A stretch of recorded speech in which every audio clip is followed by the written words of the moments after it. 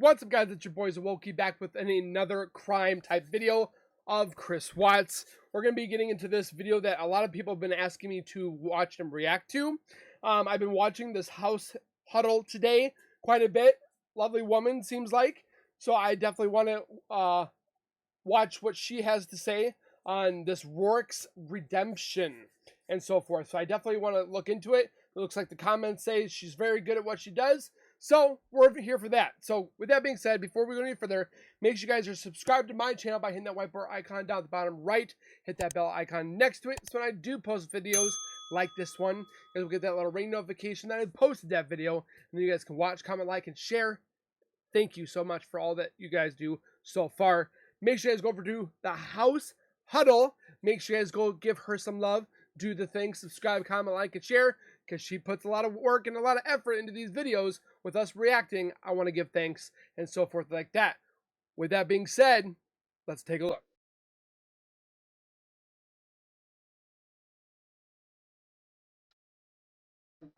Public health discussions.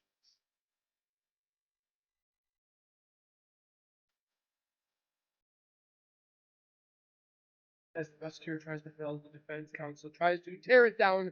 Attorneys who don't understand this should stay out of the courtrooms. August 13, 2018 is a date many of us associate with the case out of Frederick, Colorado of Sheehan and Chris Watts. This case is also the first time many of us have heard of a man known in Weld County, Colorado as DA Michael Rourke.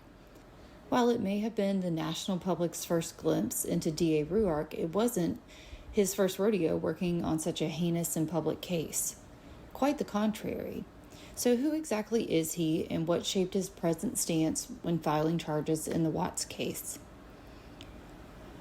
Michael J. Rourke was elected to the 19th Judicial District in Weld County, Colorado. Once appointed to the position back in 2015, following 7 years as the Assistant District Attorney. Since then, he has been re-elected twice. The DA grew up in Colorado and attended college at the University of Colorado at Boulder and the University of Denver College of Law. Interesting fact, Rourke earned his JD the year following the JonBenet Ramsey murder case in Boulder. The crime against the young pageant queen took place in 1996, and he started his prosecution career in 1997. Prosecuting attorney Rourke didn't start in the 19th District. He moved there in 2005, but previously served the 18th District. I mentioned the JonBenet murder case because one can only imagine the emphasis on that case while it was happening. Personally, I was young, but I remember the news breaking as a child. Aside from Ted Bundy, Stranger Danger with my papa, the JonBenet case really caught my attention given my cousin was a local beauty queen and heavy in the pageant circuit. To think of being in law school during this high-profile case, there was much to learn regarding the media, grand juries, and of course the highly scrutinized work of law enforcement.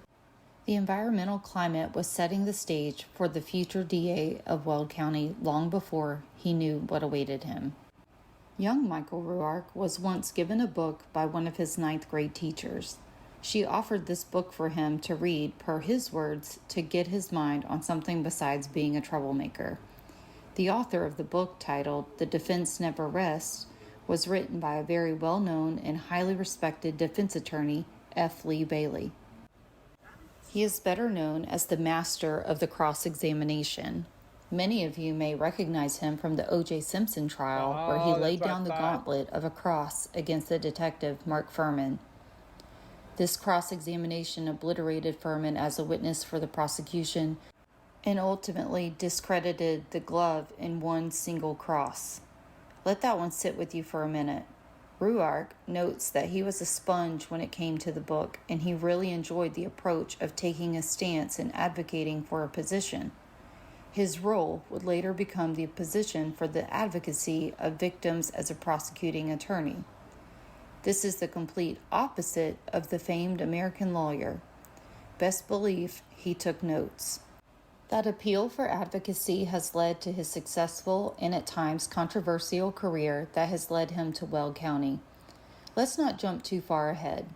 May 2006 would change the life of not only the victim but also the DA, unbeknownst to either of them as they started that day.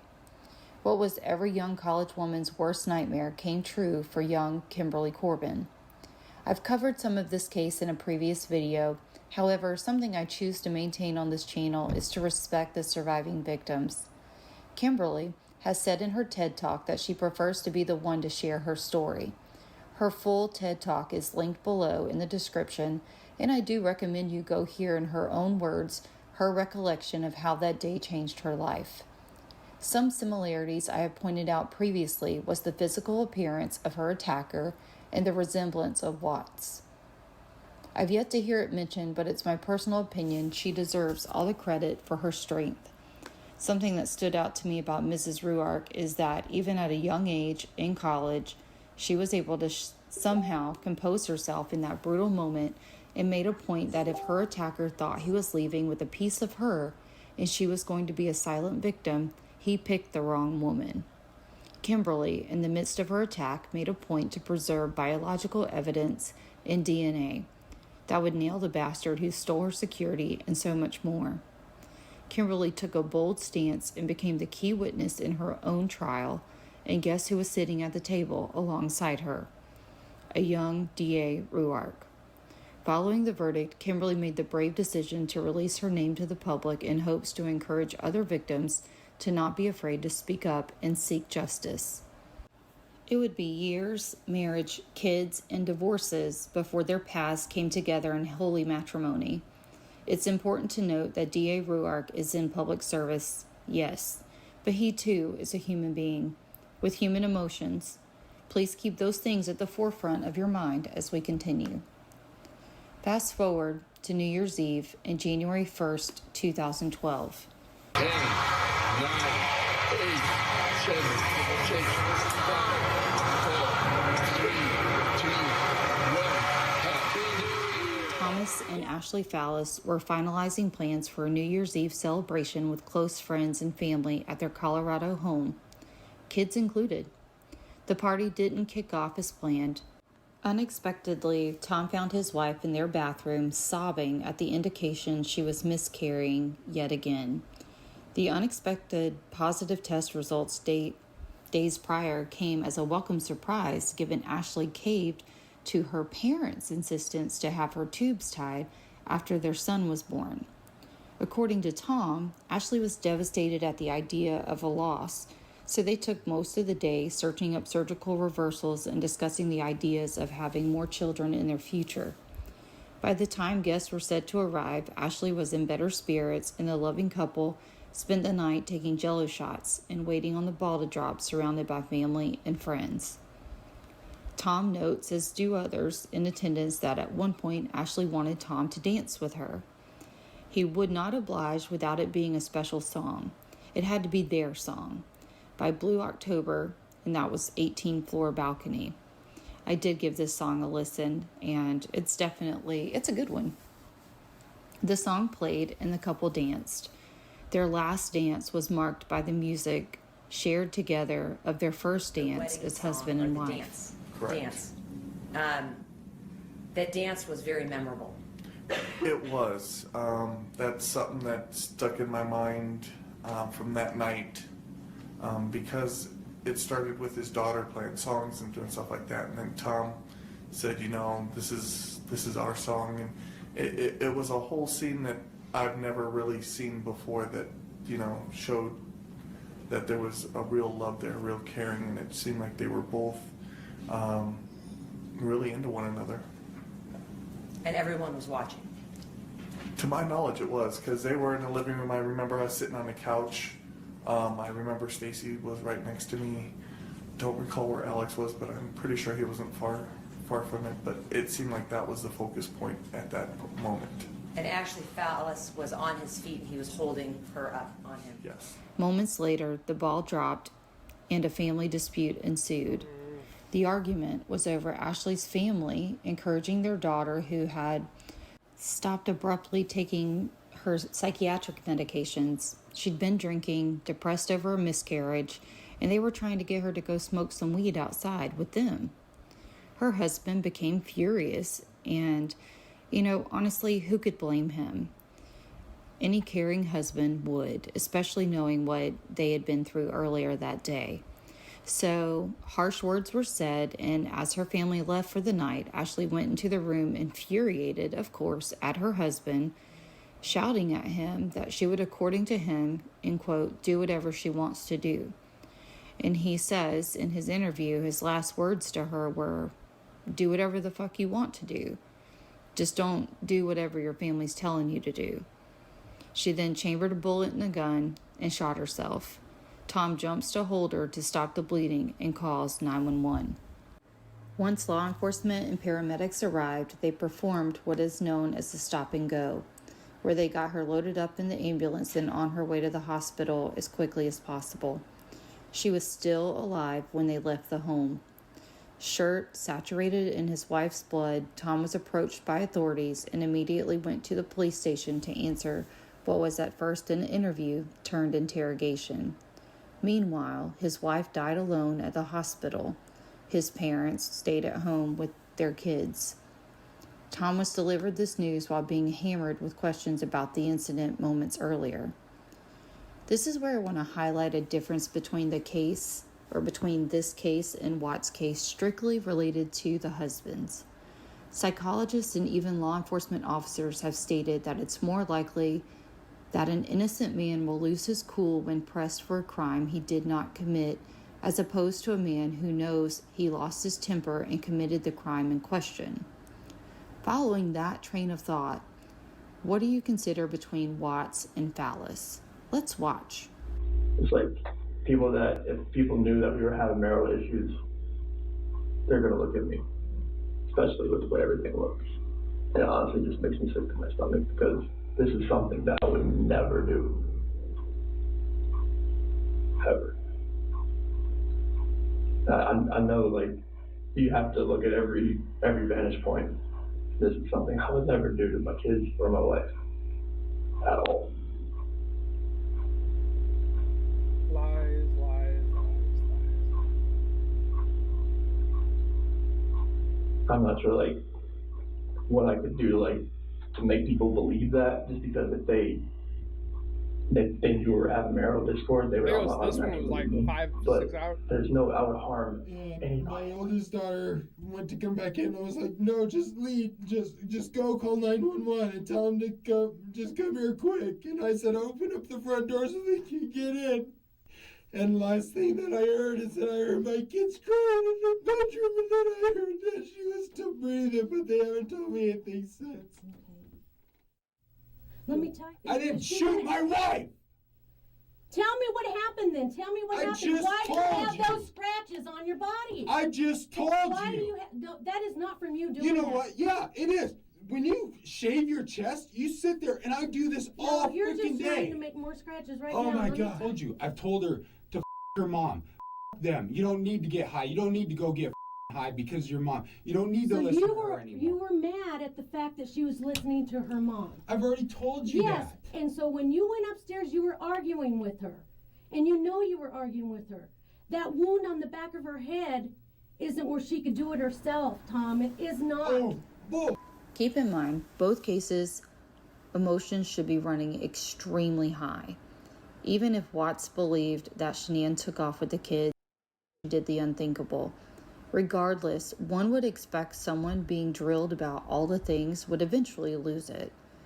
Depending on your personal thoughts with this, some may argue, well, there's his temper. Yet, if you carry that same train of thought across to the other case, then you would be stating that Watts were innocent. However, if we follow what the behavioral specialists have concluded, then it would be arguably evident that Fallis was innocent and Watts was attempting to suppress the truth, which we now know to be true. Wouldn't it royally piss you off if you're being grilled at the police station for something you know you did not do? Your spouse dies alone at the hospital. You know how much they were hurting, and you're never getting that time back with them. And worse, you have children whose entire world is now turned upside down.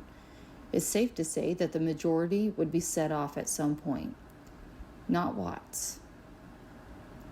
Fallis's explanation for the chest scratches are 100% accurate about hair regrowth in those hypersensitive areas.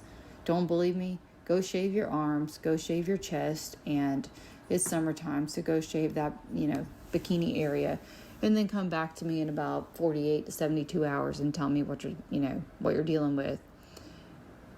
There is even a text message that he shared with law enforcement between him and his wife where he tells her, hey, look, I shaved, and he even talks about how it's irritating him. Ultimately, the interrogation ended with Fallis leaving the station and returning home. At the memorial service, an emotional Fallis released his feelings in an unfiltered memorial message. Again, in my opinion, this is one of those moments where he's giving a message. He's overwhelmed with grief. This is someone who lost his wife and it literally goes from thinking things are doing better, getting better. They have plans. They just shared a dance together. And then she's now taken her life and left him and the kids.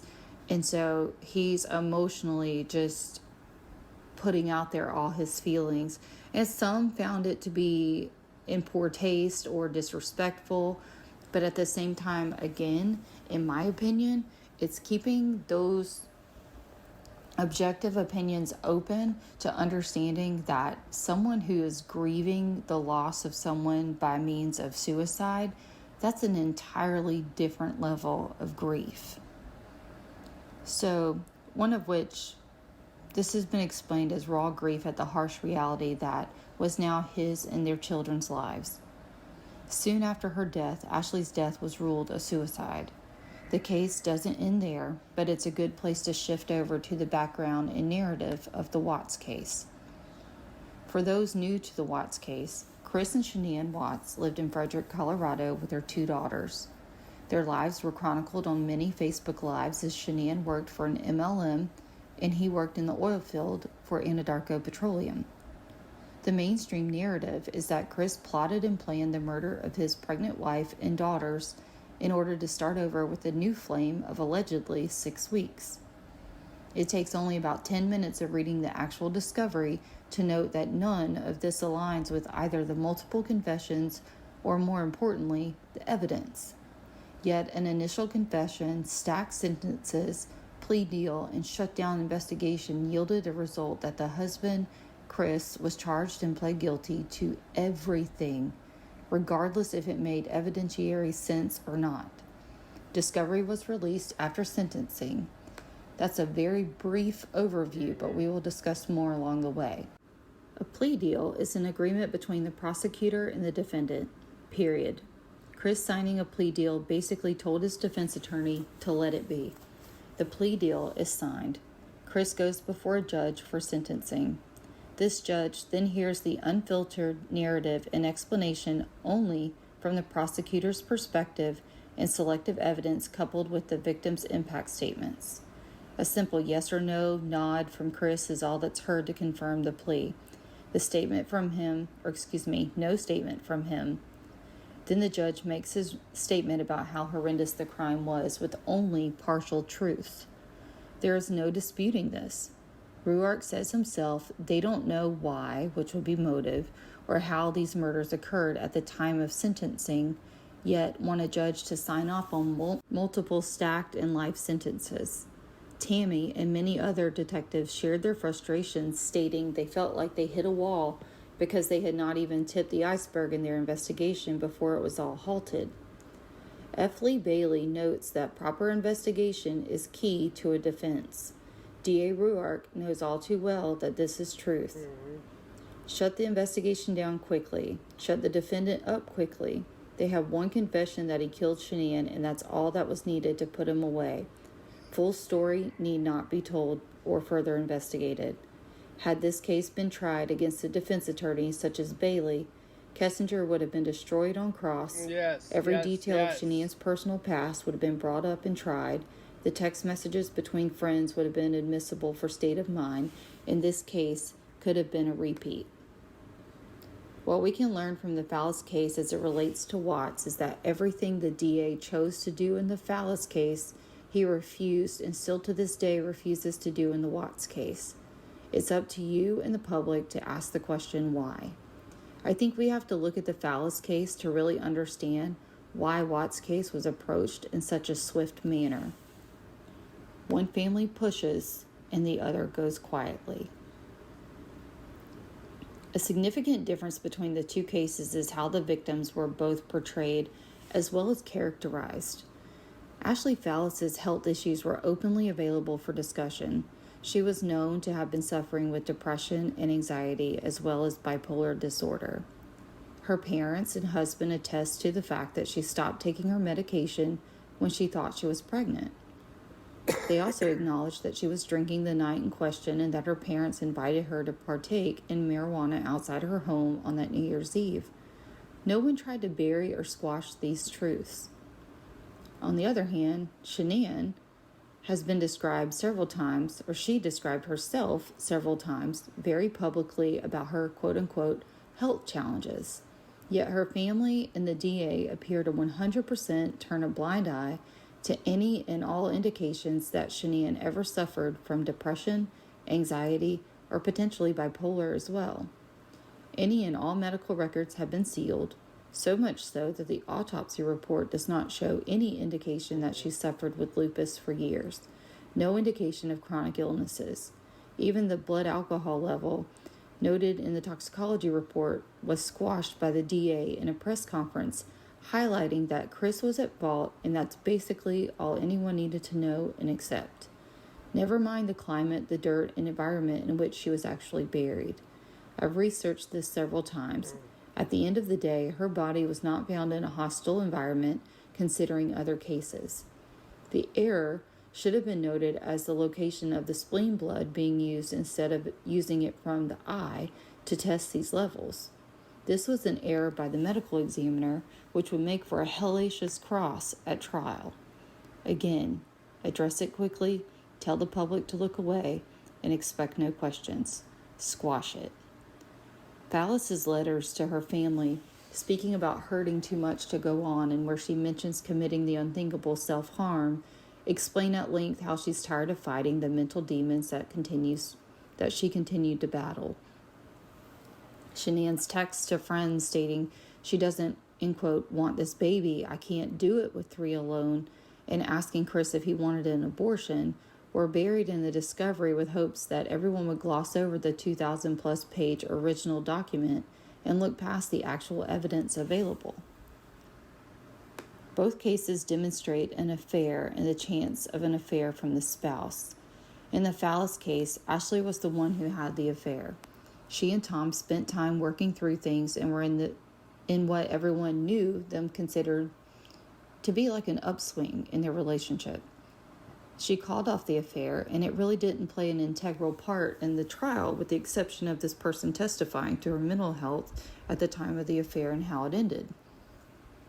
In the Watts case, it's almost forbidden in the metaverse to even remotely imply that Shanann possibly could have been having an affair, as we very well know that Chris was having one with Kessinger. Even her brother makes mention of this in his immediate interview with law enforcement. Regardless if she did or did not, it's obvious that it's no excuse for what ultimately took place. But why hide and cover it? Exactly. In the Watts case, it was more important to blast Chris and Kessinger for their affair than to ever consider that the affair may not in fact have played a role in the deaths of the family at all. If the affair isn't the motive, then what is? I don't know about that one for myself, but... A random fact. Tom was also employed by Weld County Sheriff's Office, and Ashley had only recently found work after a year of unemployment at Northern Colorado Rehabilitation Hospital. Shanann worked at a call center at a Colorado Children's Hospital, and Chris Watts worked at another major employer in the area, Anadarko Petroleum. So both cases typically had one spouse in healthcare of some sort, and then the other was employed by a major employer. I mean, you either worked in law enforcement or the oil field. In the Fallis case, once it was ruled a suicide, life moved on for a couple of years until an email arrived, according to Lindsay B. King of 5280.com. The email was from Will County Assistant District Attorney Michael Rourke, sent on May 30th, 2013, and was clear. He wanted Evans Police Department Chief of Police Rick Brandt, Sergeant Jason Phipps, and Commander Patrick Hawes to know he'd spoken with the Attorney General's office about Ashley Fallis's parents' continued efforts to prove their son-in-law had murdered their daughter, even though the case had been closed in March 2012 as a suicide. He also wanted law enforcement colleagues to know he had delivered an explicit message to the Attorney General's office. End quote. I explained that from my perspective, this investigation was done properly by Evans, CBI, and the Northern Regional Crime Lab. I also explained that no one believed there was even a probable cause for a crime, much less proof beyond a reasonable doubt. Ashley Fallis's parents were pissed and livid. They pushed to have the case reopened and reevaluated. No one would listen. The DA never petitioned for it. No one in law enforcement petitioned for it. Everyone in law enforcement remained of the thought that it was a suicide. It wasn't until her family went to the media and the media started hammering into the DA's office, demanding that there was sufficient evidence, new sufficient evidence to reopen the case. Some secondary eyewitness statements came into play, and the case was ultimately reopened against all legal advice, and it went before a grand jury. Now, a lot of times people hear indictments, and if someone's indicted, then they just go ahead and assume that they're guilty, and then you just watch the trial. And that's really not how it's intended to be. So a grand jury is a jury of your peers. The prosecution's arguments are the only ones heard behind closed doors, filtered to their liking, and what's admissible in a grand jury trial is not the same as what's admissible at a criminal trial. A grand jury that indicts you is also not the same jury that will sit the trial and convict. So the grand jury hears the narrative of what the prosecution believes happened, or the narrative that they believe happened. If they find probable cause to indict a person based on what they are told, then they move to indict, and then that person goes to trial. When you go to a jury trial, that same jury, again, is not going to hear the same evidence. So it's going to be a different jury and a different set of rules for the evidence that's allowed in. So now the state has the burden of proof, and the evidence is screened for admissibility, and what was allowed into the grand jury case, again, is not what's going to be allowed in the criminal trial. This is how you can have an indictment of an innocent person and have an innocent person on trial. Just because someone is indicted does not automatically mean that the state's proven their case and they're guilty, period. This is crucial to upholding our judicial system. Amen. You are innocent until proven guilty, and there are standards by which evidence is collected, processed, etc. What came into play? Ashley Fallis's mental health and letters she wrote to Tom. Ashley's medical provider, family history testimony. You can compare this form of evidence to that of Shanann's text messages. I know no one really wants to look at that angle or look at Shanann in this light, but the truth is, I believe this is the type of evidence that the DA was trying to avoid displaying again at a trial, because he knew how just strenuous and difficult this could be for the family. Because the Fallis case wasn't tried for years. The family had endured years of this hurt and heartache. Then they go to trial, try the man for murder, and the verdict comes back only to solidify the original ultimate verdict that Tom Fallis was indeed innocent and the state had not proven the case beyond a reasonable doubt. Ashley's death still remains a suicide. Thomas Fallis is declared innocent and now continues to raise their children in Indiana. All these years, all this money investigating the case, then take it to trial and get the full story. It didn't add up to what the narrative was trying to relay. The facts did not fit the narrative. The jury shared some final thoughts. The thing that they did was dance together. Both of them were just fine. And so it was a matter of an hour where everything had to change. So you as a juror had to determine what happened in that hour. His testimony was not a bombshell like we had expected it to be. But I heard him saying, "Oh my God, what have I done? Oh my God, what have I done?" And he proceeded to say, "I shot my wife." We expected this big thing to drop, this new evidence, this something that we could hold on to really put this case to rest, and it just did not happen. Do you believe that Nick Glover heard Tom Fallis say, "I shot her"? I believe he heard something. That's what I believe. He was a 15-year-old kid, window was cracked open less than 3 inches. I almost believe that he heard the uncle yelling that and got that confused. I think that Ashley Fallis, again, was in the midst of that perfect storm, couldn't handle it, and just said, heck with it, this is what I'm going to do. I'm going to do what I want to do. And which was take her own life. I don't believe it was premeditated. I think his testimony was not a bombshell like we had expected it to be. But I heard him saying, "Oh my God, what have I done? Oh my God, what have I done?" And he proceeded to say, "I shot my wife." We expected this big thing to drop, this new evidence, this something that we could hold on to really put this case to rest, and it just did not happen. Do you believe that Nick Glover heard Tom Fallis say, "I shot her"? I believe he heard something. That's what I believe. He was a 15-year-old kid, window was cracked open less than 3 inches. I almost believe that he heard the uncle yelling that and got that confused.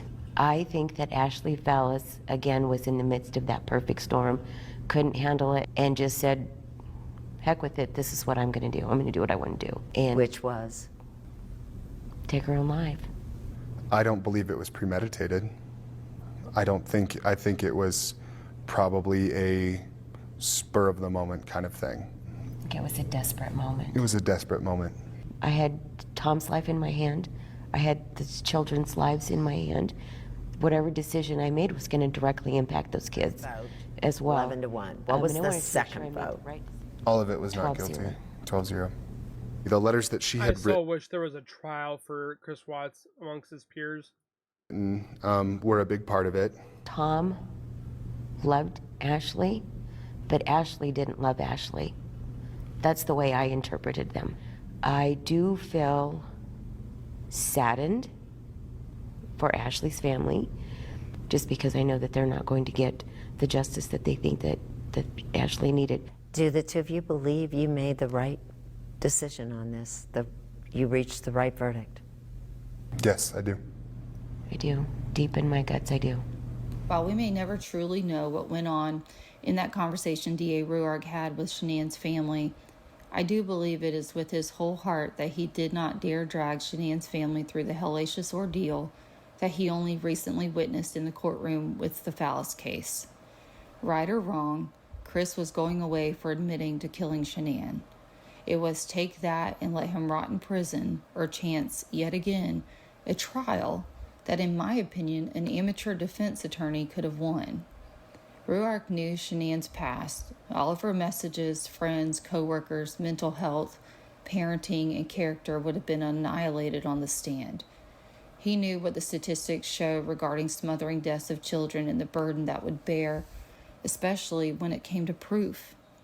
His own words would be used against him in court. He clearly states that Shanann had fingernail marks on the right side of her neck, which would indicate the person strangling her would be left-handed. Chris is right-handed. Kessinger is left. Again, go back to the lawyer that the DA really admired, Nice catch the master there. cross-examiner. Could DA Rourke take the Watts case to trial and win against a beast of an attorney like that of F. Lee Bailey? A grand jury indictment would not be difficult, but the evidence allowed or not allowed into the criminal trial would paint a very different picture. It's my opinion that by studying this lawyer's approach, one can learn when and how to hold, fold, and walk away. F. Lee Bailey was one of a kind, but don't fool yourself into thinking other defense attorneys have not studied his ways either. This man, with all the evidence against O.J. Simpson, annihilated the testimony of a seasoned detective in a highly publicized case and shifted the momentum that ultimately led to a not guilty verdict. He led the Boston Stranglers' mental health defense and successfully overturned Sam Shepard's case on a constitutional argument. F. Lee Bailey makes it abundantly clear that a real investigation is the key to establishing a solid defense strategy. The counter to that is to shut it all down, stop everything, plea deal signed. The legend D.A. Rourke studied as a child would have, in my opinion, walk Chris Watts out the front door.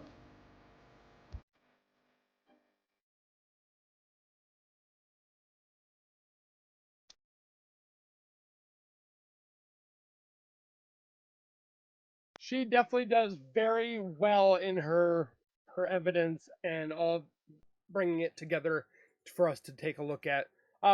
Again, I still feel like this should have went to trial.